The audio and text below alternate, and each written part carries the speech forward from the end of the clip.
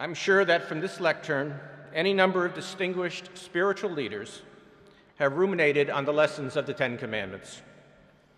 I don't have that kind of confidence. And anyway, coveting your neighbor's ox or donkey is not the problem it used to be. So I thought I would use my few minutes today to make 10 suggestions, or maybe just 10 observations, about the world and your lives after Princeton.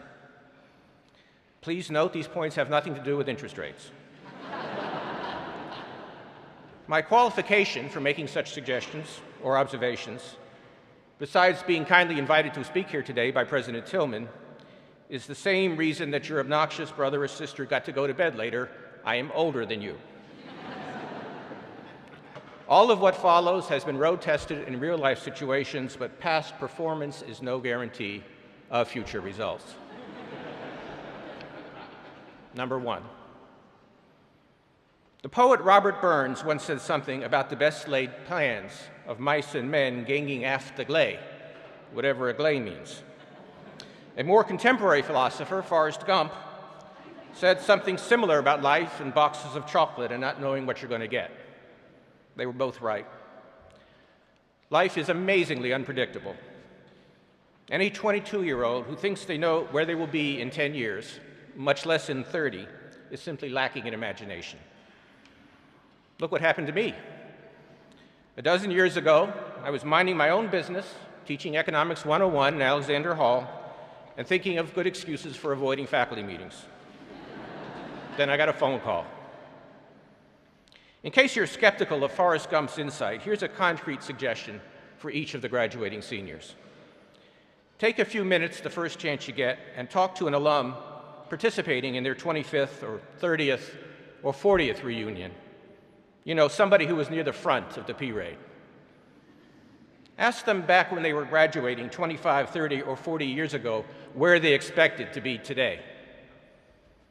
If you can get them to open up, they'll tell you that today they are happy and satisfied in various measures, or not, and their personal stories will be filled with highs and lows and in-betweens. But I'm willing to bet those life stories will in almost all cases be quite different in large and small ways from what they expected when they started out those many years ago. This is a good thing, not a bad thing. Who wants to know the end of a story that's only in its early chapters? Don't be afraid to let the drama play out. The concept of success leads me to consider so-called meritocracies and their implications. We've been taught that meritocratic institutions and societies are fair. Putting aside the reality that no system, including our own, is really entirely meritocratic. Meritocracies may be fairer and more efficient than some alternatives. But are they fair in an absolute sense? Think about it. A meritocracy is a system in which the people who are the luckiest in their health and genetic endowment, luckiest in terms of family support, encouragement, and probably income, luckiest in their educational and career opportunities, and luckiest in so many other ways difficult to enumerate, those are the folks who reap the largest rewards.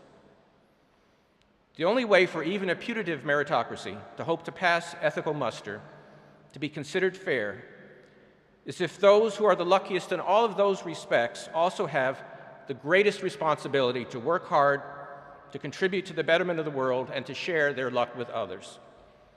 As the Gospel of Luke says, and I'm sure my rabbi will forgive me for quoting the New Testament in a good cause, from everyone to whom much has been given, much will be required, and from the one to whom much has been entrusted, even more will be demanded. I'm not going to tell you that money doesn't matter, because you wouldn't believe me anyway. In fact, for too many people around the world, money is literally a life or death proposition. But if you're part of the lucky minority with the ability to choose, remember that money is a means and not an end.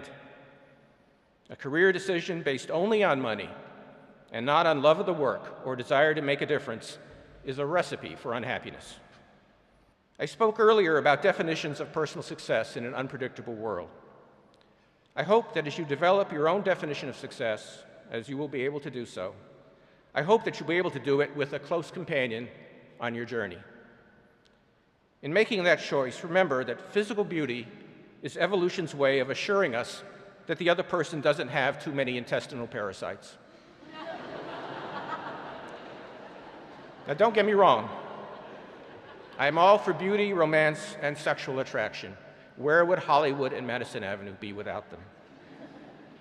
But while important, those are not the only things to look for in a partner. The two of you will have a long trip together, I hope, and you'll need each other's support and sympathy more times than you can count. Speaking as somebody who's been happily married for 35 years, I can't imagine any choice as consequential for a lifelong journey than a choice of traveling companion.